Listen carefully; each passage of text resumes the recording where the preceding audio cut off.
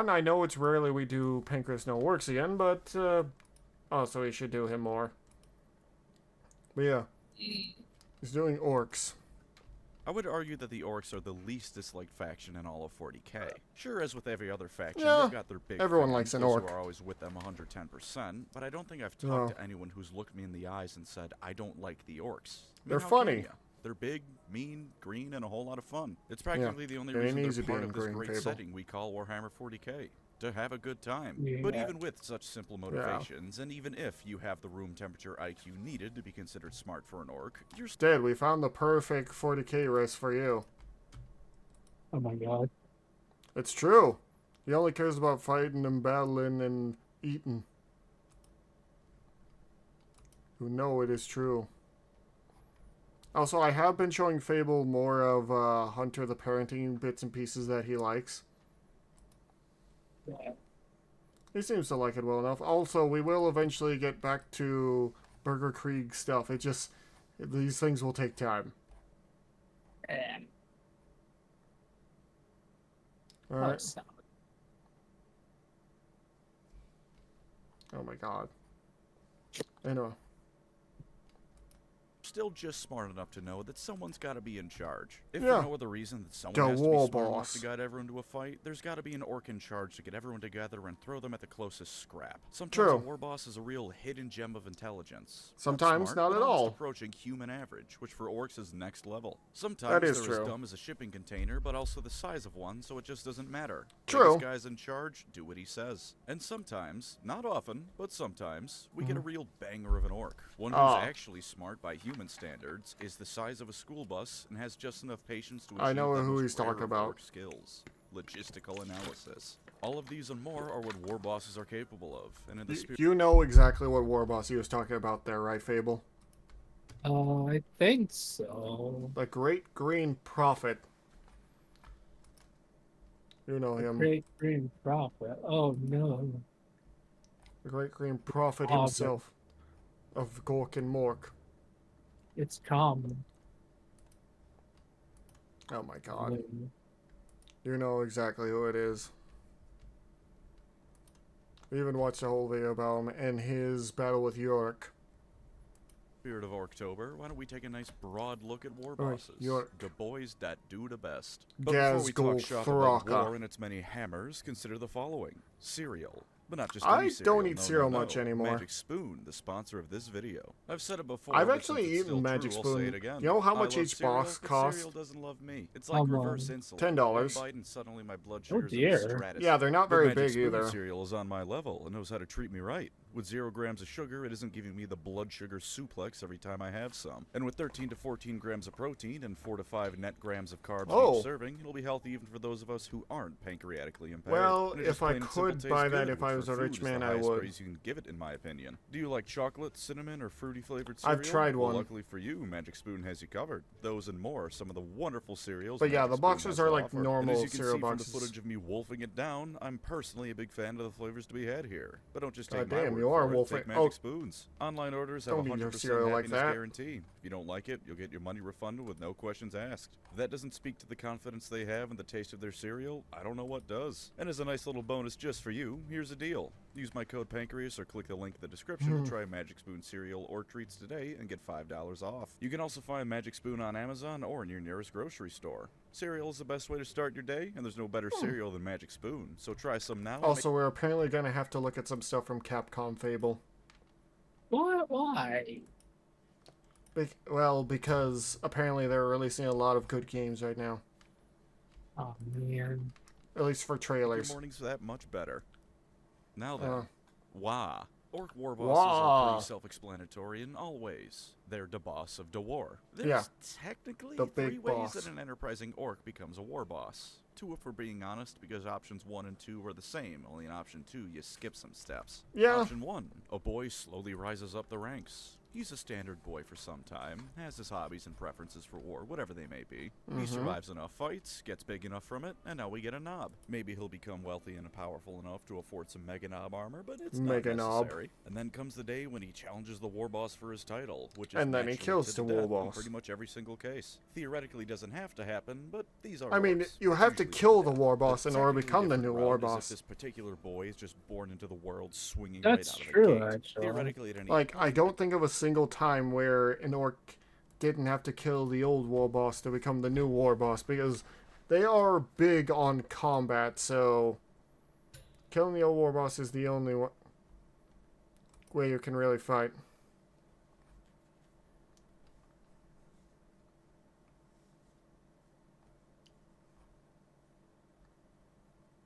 Anyway. Along that line, what is your favorite orcs, everyone? I don't just mean classifications, I mean specifically orc. Do you like Tacticus? Do you like that one orc that sometimes speaks in incredibly well-spoken, and then he's even confused by his own words because not even he knows what he's saying? I need to show you a video of that one, because one point he just I forget what book it was, but he basically goes, someone goes, why do these big mecha boys get angry when we take this off? He says, eventually the society of itself will eventually largely concludes to an over-mechanization of these humans. And they're like, what are you talking about? He says, I don't know. That's why orcs are so fun. They're just fucking goofy. An orc can challenge They a war are boss. just It's just that if he isn't a knob at least, he's probably going to get rocked. If you would like some conjecture on my part, this is how you get the more cunning war bosses. Most orcs probably aren't going to be big enough early on in their lives to fight the war boss head on, so they got to be a bit more cunning than brutal. Even in these cases, though, the new war boss will get bigger over time, so eventually they'll quite literally grow into the role. And option 3 is that if the war boss gets killed by outside forces, someone gets to take his place. This usually works by the biggest knob beating everyone else up until he takes the role, although once again it is more or less up to anyone bold enough to claim the position. More cunning boys might even go so far as to convince the boss to fight an enemy he surely doesn't have a chance against so they can take his place. Really, as much as I called it simple, there's any number of ways a boy can become a war boss. He just needs to take out the war boss somehow. Galaxy, but you know what they say, the devil's in the details. This war boss just needs to go. Contest until one of the contestants passes out or dies of brain trauma, which Wait, is what? very fun. Successful enough war bosses sometimes also take the title of warlord. Sure enough, an orc warlord is just an orc war boss, but over more tribes. A war boss leads a tribe, but a warlord can lead a system's worth of orcs. Ooh. Really though, same thing, just then in that's charge probably of more Ghazghkull. orcs. Once in charge, they'll oftentimes change the way the tribe fights to be of their choosing, if it's the case where a tribe has multiple different types of orcs, or the war boss was from a different group. Usually orcs of a tribe will be of similar clans, but if, for example, a Flashgit's orc takes over some snake bites, then those boys might forcibly learn and appreciate. Do you know much about either of those clans, the Bad Moons and the Snake Bites, or the Flashgit? I think the snake bites, for some stupid reason, like to get bit by actual snakes or something. I don't remember my orc lore, to be honest. The Snake Bites are... They believe in minimalism in the fact of technology. Like, they shouldn't use anything that has more than 2 moving pieces. And they ritualistically go to plants and get the most poisonous snake and have it bite them to gain immunity. And a Flashgit is a member of the Bad Moons clan that is showing off all of its money because they grow the most teeth, so they have all their flashy bits showing off. Flashgits are silly. Appreciation for actually outlandishly decked out solid. weapons. Regardless of any personal feelings an orc might have, they'll go along with it for the most part. Okay. What the boss says goes, after all, since he's the boss. As I said before, war bosses can come in all sorts of varieties. All of them, of course, are going to kick ass in a fight, but just how they kick ass is as varied as the orcs are. Some of them are just dumb as bricks. All they got is their muscle and weapons, but they're covered in armor meant for vehicles and the size of a truck, so it doesn't matter. Yeah, it really doesn't. Smart when you can tank las cannon shots to the face. Some of them are smart enough to attack from the side, which is quite the tactical feat for the green Quite the tactical feat. Underestimating an orc war boss or assuming victory against a prior war boss will lead you to victory against the next one is a great way to get your shit rocked. Yeah, Yorick knows this. Says as much in Battlefleet Gothic. And yeah, that's about space battles, but the same principle applies. Now, True. The rest of the video won't be too in-depth on any one war boss in particular. Thank you for the hydrate, ma'am cat. And I hope you're all having a wonderful day and the stretch.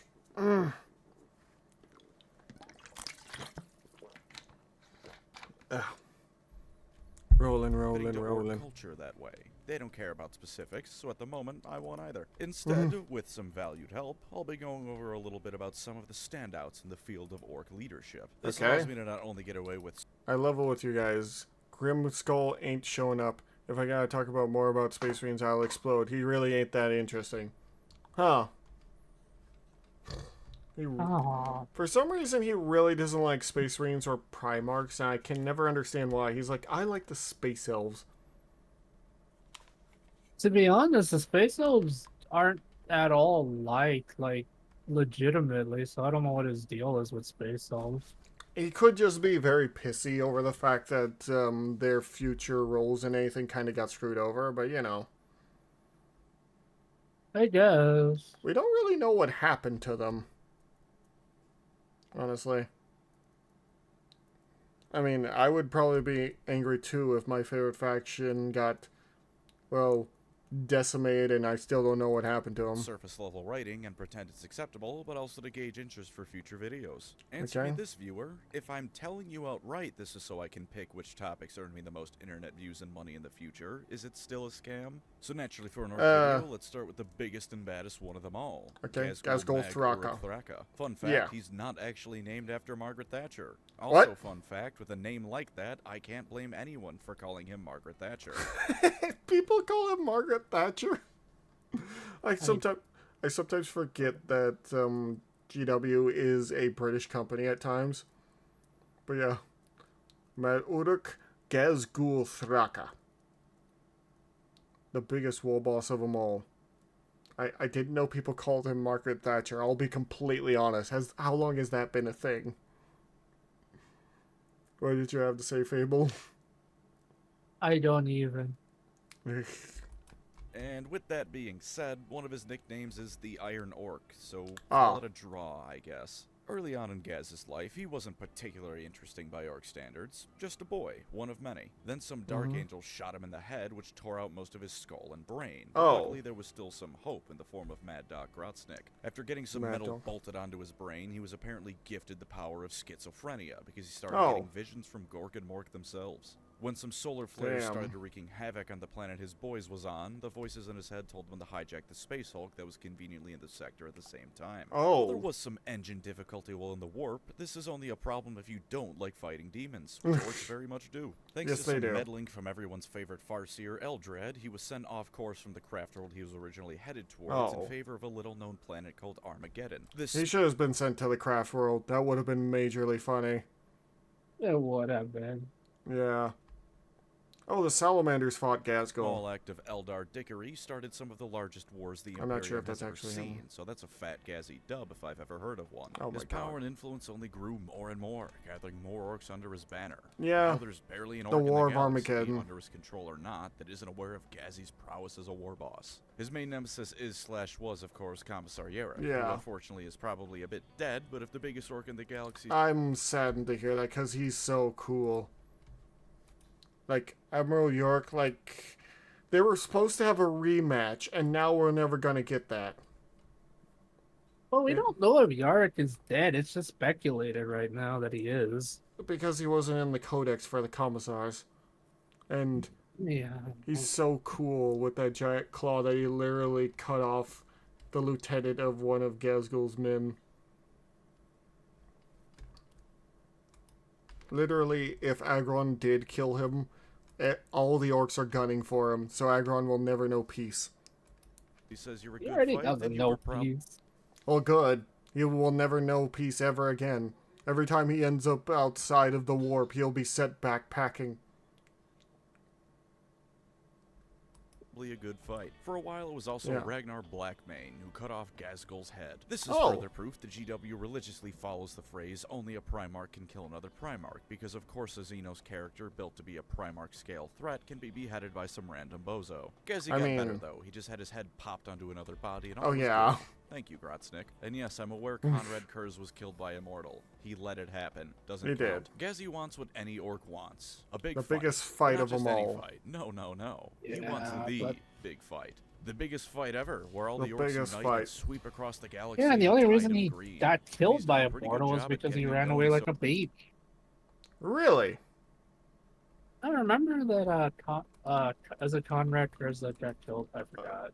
Yeah, Conrad Kurz was the one that got killed by an assassin. Yeah, and the only reason he allowed it to happen was because he saw it in a vision, and he's like, I have to continue down this path. If not, it means I had a choice in the matter. I could have avoided all this the monster I became. It's like so stupid. He is very stupid, but he's so scared of the idea that he could have been different. Ability to, yeah, he was so scared of the idea that he was allowed to actually have free will. He was so scared of the idea of he had a choice, and that's what makes it kind of interesting. Yeah. To be so afraid of the idea that you could have been better. You know what's really dumb about his way of actually doing things? Like, because of his, when his planet, he basically ruled through fear. As soon as he left, it became a cesspool again. Yeah. It was so stupid. Like, his way of doing things didn't actually make a change. It just kept things in a certain order. But as soon as he left or they would leave, it would become a cesspool again. Yeah. So His ideas sure, really not didn't every work. orc explicitly listens to him, but that's usually resolved by him showing up somewhere and going, eyes to boss now. And Yeah. if that doesn't work, beating the snotlings out of the local boss sure does. Well, out of Definitely. universe, we know it will never happen until GW is finally failing for real and we get N times Yeah. 40k. In universe, this is only a matter of time. Eternally accompanying him is his little grot buddy, Makari. Makari carries his flag, is all around a grot, so not really worth much notice ever, but he's got Okay. one crucial thing going for him. And that is? He's a lucky son of a bitch. What? So lucky, he's got a 2-up invuln save. Now, Makari has died before, so this might What? in theory just be a series of grots Gaz names Makari so they can hold his banner. But I like to think through extreme comedic... What's so funny? This is the part that he says, he just died before. Yeah. You know him. That's fine. I knew it was probably gonna be a solo stream because my Easter stuff has already gone off, but I still have to react for stuff, so to get stuff ready for the week. So. circumstances, Makari continues Don't on as he worry, was from the start. the One goblin absurdly lucky died, grot but he can't be lived. Put down, no matter how many times Gaz accidentally sits on him. Now, Gaz is the biggest war boss in the universe, but have you considered looking outside of the universe for bigger ones? Because in 40k, that's a valid thing to do. Let me tell you a story. Once upon a time, before Cadia got Alderaan, there was a slight issue. A massive group of orcs, you see, decided to invade the system. Strangely, however, they attacked the planet of Prozan. Now, Prozan was a rock with absolutely no value to even the orcs. Its only purpose was as a training ground for Cadians. But the orcs must have wanted it because they slammed into it full force, so the Imperium dutifully responded and did their best to defend the planet. The regiments there held them off valiantly, but if the orcs stuck around any longer, they would surely be overwhelmed.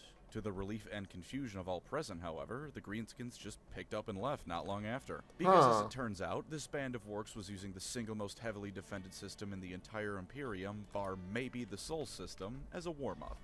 Meet Tusca Demon Killer. Tusca was once just a regular orc war boss when some demons invaded the space hulk he was on. After swiftly dealing with the extra-dimensional threat, who found out they bit off way more than they could chew... Really? He doesn't have any art. That's sad.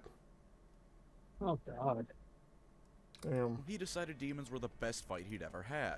So he told his boys to get ready because after a short detour through the Cadian Gate, it was off to the Eye of Terror with them. And despite what you might think, early on it was very successful for him. He plowed through a decent few worlds before finally meeting his match on a Coronate one. And honestly, I bet money on him at least slowing down the progress on Abaddon's next crusade. That's and crazy. Since it was a foreign world, Big K was loving all the violence and decided to resurrect Tusca and his boys at the foot of his brass citadel at the end of every day. In the heart of Khorne's realm lies a never-ending battle of green versus red. And if you wouldn't mind some further conjecture, consider that as orcs fight, they get bigger. And with how time works in the warp, Tusca and his boys might have been in there for millions of years, constantly fighting, constantly getting stronger. That's horrifying. Now imagine setting them loose on the galaxy. It will never happen because then the Krorks come back, but it'd be fun to watch. Now listen, That's everyone. the thing that I I'm find the so interesting, though, is yes, basically they're literally an internal battleground, and he's right. Orcs do get bigger the more they fight. So the thing is, I imagine that they're very, very incredibly strong at this point. Oh, definitely. Which is horrifying and could honestly tear probably Abaddon the Despoiler's. Well, despoil him. Mhm. But either way, yeah. It's a expert. You want GW someone won't to do go on about how Eldrad Of could course body they won't. Magnus, or how I'd trade my soul for a whiff of Marathi's elbow sweat? I'm your guy. Oh my but I'm a god. bit less versed in orc lore. Hello, gamers. Any of you who has happened to look at the screen instead of playing a game or sleeping with this background, get warning. This may be Thought I'd slightly bring in some louder in a help. moment. And what better help than the premier orc YouTuber? Glimgam Glitzdaka. Christ. Mr. Glitzdaka, it's your time to shine. Oh. Who's that? Look who it is. I know you. Oh my god. This is that one song that goes on about the scrawnies all the time, right? The scrawnies. What was your name? PancreasNoWork, right? PancreasNoWork. God damn it, Gaichin Goomba. He loves his orcs. Cakes, what do you want? Please help me talk about orcs. Me no know them. Oh, I Okay. see. Me no You know. just talking about the best bosses in the galaxy, eh? Oh, come on, alright. Tell me, what you think about Nazreg Urgrub? I have Oh. no idea who that is. Get what? How could you not? What about Uftak Blackhawk, Gargaz Teeth Crabber, Mega Admiral Snaz Talker, Boss Golguts, Big McMokra? You tell me that you hasn't had any of the Bad Moon's bosses to talk about yet? Damn. The Zog is wrong with you. Tace is like the most prolific of all the clans these days. The Mad Mr. Moon, so. Pancakes, you and all you kids watching sit down Mr. and let Pancakes. a real orca YouTuber tells you what Bad Moons is best. Now, firstly, you kids needs to learn about the oldest of the big Bad Okay. Moons bosses, Nazdrag Urgrub. Okay. This kid's been around since the second edition of that big book of rules thing that all you kids play your game with. And these could have been even bigger than the Prophet if they gave a song about starting a big war. Oh. Nazdrag lived the true yellow-pilled orc life of pirating. What? Like a freeboot of mine, because freebooters works with other non-orky gits. No. Nazdrag was a bad moon through and through. Looting from world to world like the Bestest Sector, Medusa 5, the Third War of Armageddon even. Oh. Even find that fish boy Farsight in the War of Docker. Wait, what? That's kind of war. But you see, it's not their ability fought to smash that Farsight. keeps them alive and strong and crumping, right? Nazdrag What about is Commander cunning. Farsight? Apparently that orc war boss fought Commander Farsight. Oh. Yeah. This is what Okay. makes them the biggest potential threat aside from the Prophet. See, Yep. Nazdrag and their big mechs specialized in teleporter technology. Oh. And got Horrifying. better and better with it over time. To a point where Nazdrag was working on a super weapon called the Telefragger. Telefragger? Teleporting technology is all about getting you from one place to the other really fast. Yeah. Right? Well, the Telefragger was a big Zogan gun that used teleporting and bubble field technology to split apart whatever it was pointing at and then send them pieces to Zog knows where. Oh. More killy stuff, eh? But Nazdrag didn't stop It's there. horrifying. See, in every fight that kit was in, Nazdrag was able to teleport back to the warp with such ease that you'd think that Gork and Mork were personally showing them the way. Now, Wow. that's some good, brutal, and cunning right there, and that was from a Bad Moon's boss. But now we coach this new boss rising up the ranks to be a right and proper threat to even the Prophet himself. And that is? Take Gargan Smasher Blackhawk. Alright. I've got a bit of a two-mind about when it comes to this Bad Moon's boss. For one, this kit is right big and right killy. Yeah? Like, this kit was so cunning that they was able to take down an Umi Warlord Titan. What? Nothing more than themselves, their sidekick orc, a squig, a grot, and a questionably constructed shock jump dragster. How? Oh, I know this story. You do? They drove, basically, it was an orc driving a car into a car that was going faster than it should have, into a Titan. I wish I was kidding, man. A warlord Titan. Yeah, no. So what happened was, to my understanding, it was 2 orcs and a chopper, and they were driving incredibly fast. And for some reason, they started to use. I think they used. I think they had like a weird boy help them with the wah. The wah made them go so fast, it literally went through a warlord Titan. What the fuck? Orcs are insane. Yeah. And according to all the books about them, Ulftek is I kind of want to read about him now. now. They single-handedly crumped our old boss, the Mech Lord, and took over the biggest war in the sector for himself. And damn. If the books is to be believed, Ulftek is almost as big as, if not bigger than, the Prophet himself. Ghazghkull. On the other hand, I can't help but feel like Ulftek just got really, really lucky. Oh, he definitely did. For one, the only reason they was able to become a nob in the first place was because Ulftek got their head transplanted to their old nob's body. Oh. A bit cheating if you ask me. And the only reason why Ulftek is as big and cunning as they is now is because they got juiced up by some Sparky's poison that makes muscle grow and grow till yous explode. Wait, Spike? Oh! I had to remember what Spikies are. Dark Eldar. Apparently he got juiced up by that until you're supposed to explode. Wow. Oh dear. Spartan class 3. Spartan 3's why? I don't know. But Ulftek, he didn't explode. They just got really big. And finally, Ulftek's got no appreciation for proper good Docker. Instead, they only seems to fight with their snaz hammer, which, yeah, that's raw killing right there. Alright. If you can't appreciate Docker, then is you really a bad moon? Cause, spoiler alert, Ulftek's last book, Big Docker, didn't have no song in Big Docker in it to the last chapter of the book. Oh, damn, that sucks. Days is a bad moon boss so big they could take on Ghazghkull, and that's good enough for me, I think. So, Mr. Pancakes, now that you and your viewers are fully educated with bad moon's bosses, what else do you got to talk about? Wasn't that enlightening? Sometimes you just gotta call on the people who actually care about a subject to do it justice, and I don't think anyone likes orcs more in 40k more than he does. Anyways, back on my rather considerably less energetic end of things, we've our next boss, Ghazghkull Gutsmack. Another fun name to say. He's a pretty simple one, all things considered, but all the more fun for it. Well, everyone knows orcs love fighting and shooting. They also love to go fast, and Ghazghkull is the premier go-fast orc.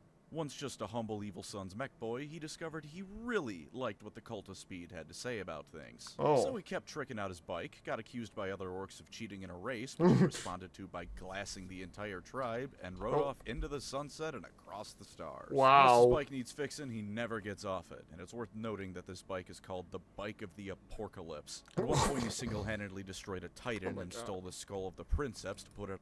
Did you hear it? Abel? Yeah? Did you hear the name of this bike? What is the name of the bike? The Bike of the Orcalypse. The Bike of the Orcalypse. Oh no. The Amorcalypse. Yep. The Amorcalypse. No. Why?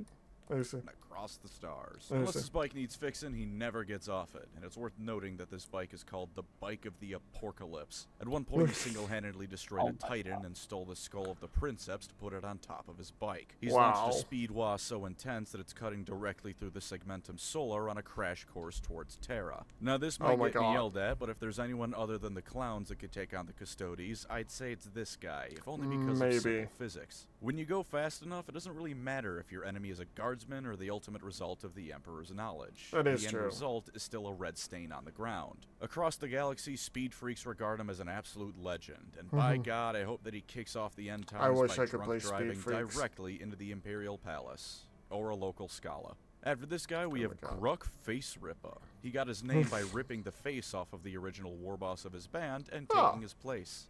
I love orc names. They tell you exactly what you're in for. Pretty much. Like, anytime you're dealing with an orc, they ask their name. Is your big Docker Smacker? Well, then you know what they do. You know how they got there and how. Among his accolades, he's first off killed a squad of space marines before they could get out of their drop pod, What? which was admittedly malfunctioning, but I'd argue that's more impressive because he ripped the damn thing open to get to them. He followed it up by slaughtering an entire space marine chapter, including the chapter master in a duel, and all by his lonesome killed 2 Imperial Knights after diving onto them from atop a Stompa. Wow. He was briefly almost killed, but almost killed to orcs just means it'll take maybe a full day until they're back at it. And sure enough, once the boys found his body, he was patched up and proceeded to start assaulting some space wolves. Pretty simple guy, but he's now in my top 5 for no other reason than he's fighting the space wolves. Now for a real war boss, Gorgut's Ed Hunter. You can't say Head Hunter, you gotta say Ed Hunter. Gorgut's I remember Fable Ed Hunter. Ed Hunter. is an amazing orc, for you see, he's perhaps the only redeeming quality of Dawn of War 3 aside from its soundtrack. Predictably, he gets his name from his hat. I remember Gorguts as being a boss in Dawn of War 1. I couldn't get into Dawn of War 2 because it's a completely different RTS where it more involves... It seems like XCOM but real time, which I was not into.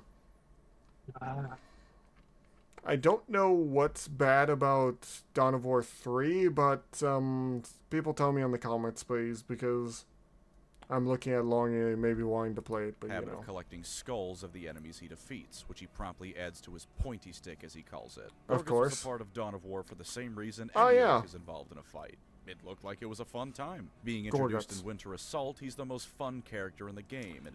Even in the game when you're playing Dawn of War, he goes, "Come on, boys, I need more heads for my pointy stick." Oh my god.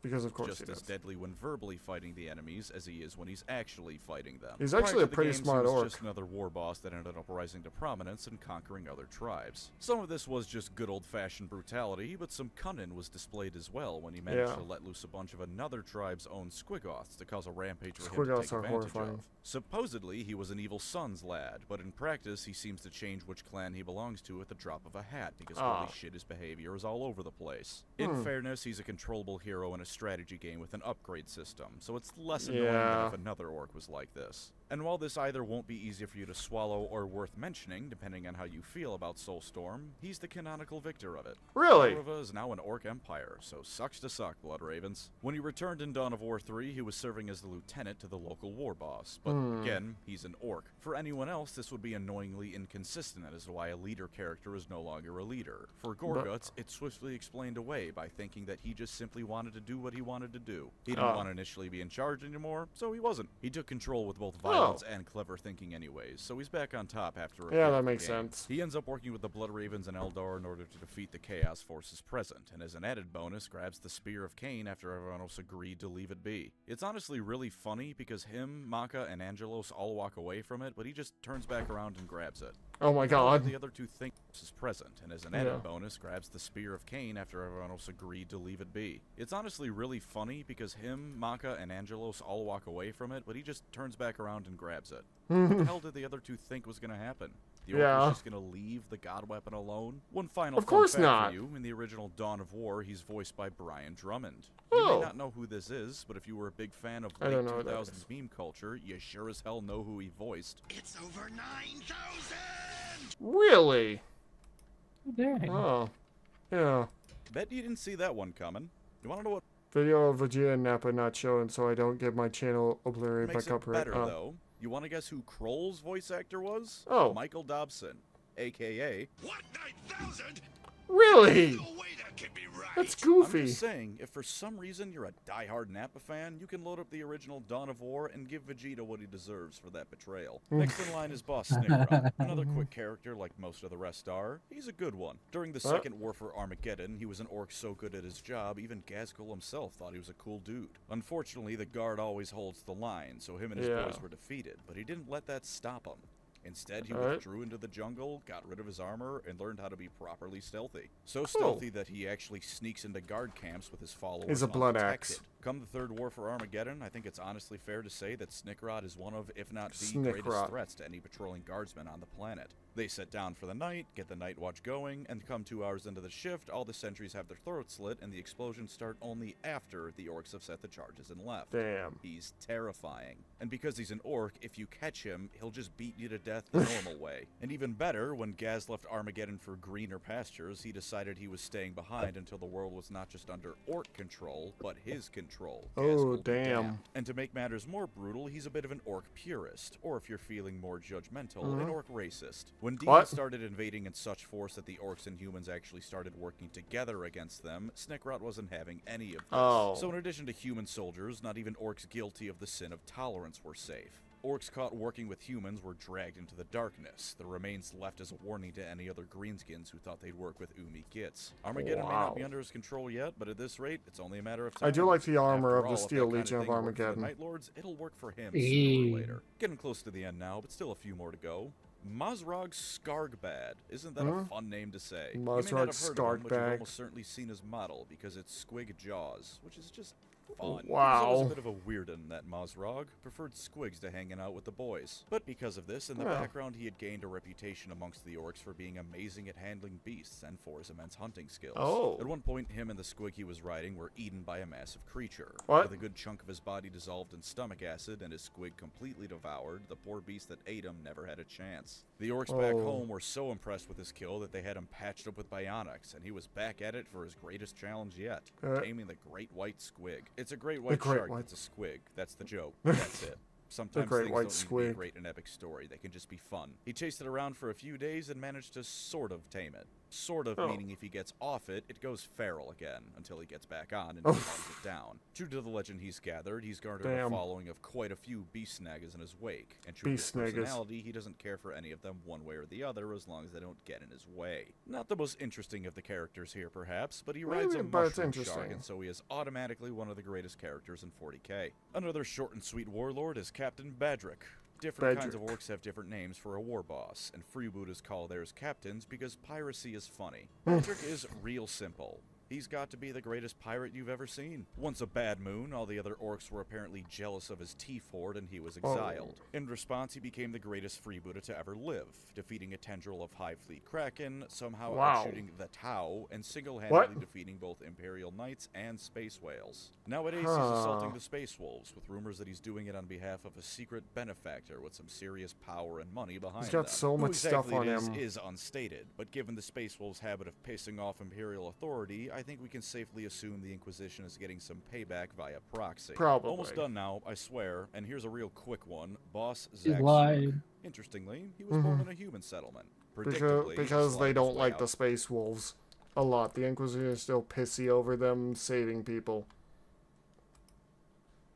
You know how the Inquisition is.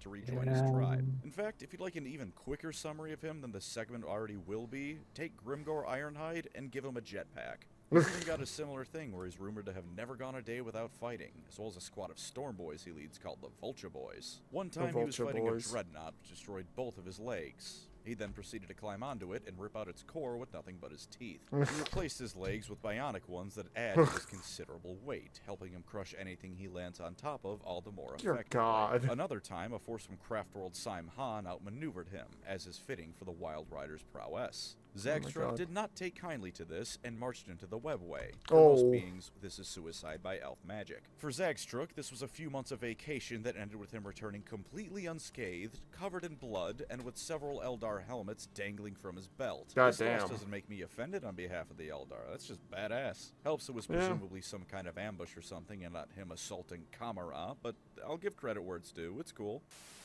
Hang on. They're all the bosses you've got. Oh, Bear. He's in control again. Bad Moon's war boss in my book, Gargaz Teeth Grabber.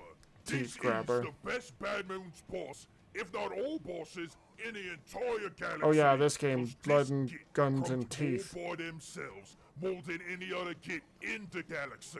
Or even that Captain Titus kid.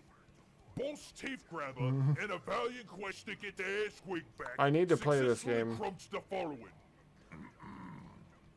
Let's see here. Ayumi Gunwagon, Ayumi Big Battle Wagon, an entire Hive city of Baneblade bug things and a big psychical bug leader, A big slew of white speedy beakies, Oh. their chaplain, and their big dread. A giant Umi stomper with more darker than I can count. Oh, and a finally, knight. a right and proper orky stomper. He crumped all these things I'll leave by the rest. themselves. And attempt to ride the warboss and leader the war teeth grabber. Would start off as protecting the snazzy ass squig, turn into the biggest one orc army demolition that the Umis ever saw. And Damn. unlike Uftek, Ghazghkull Teeth Grabber has proper Bad Moon's appreciation for all orky darker. From shooters to sluggers to burners to squig mines, rocket launchers, death beams and boomsticks. There Kill ain't a 'em single all. kind of darker that Ghazghkull don't I think we need to play this game See at some this? point, Fable. This right here is a proper Bad Moon's Oh, boss. wow. Using Why? the best darker to take down hundreds of Oh, this is Umis, too darker. tanks, walkers, and God. more by themselves.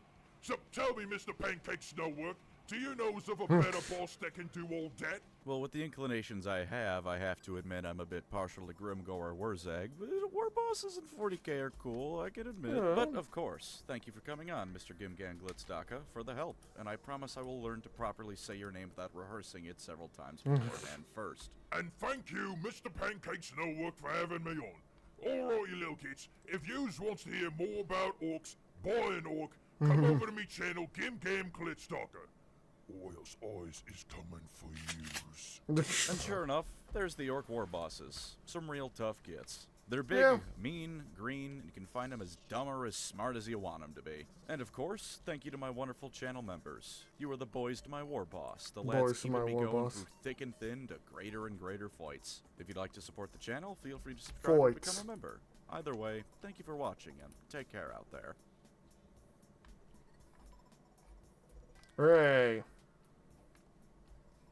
Alright, unrelated to war bosses specifically, but let's go through something real quick. Turtle Crusade. Orcs are mushrooms. They're a race of fungal spores Yeah. that turn into madmen. Mushroom spores, and orc spores in particular, can grow on more or less anything. Okay. Probably including people. The orcs are also, while certainly not a hive mind proper, enhanced by a crowd mentality power.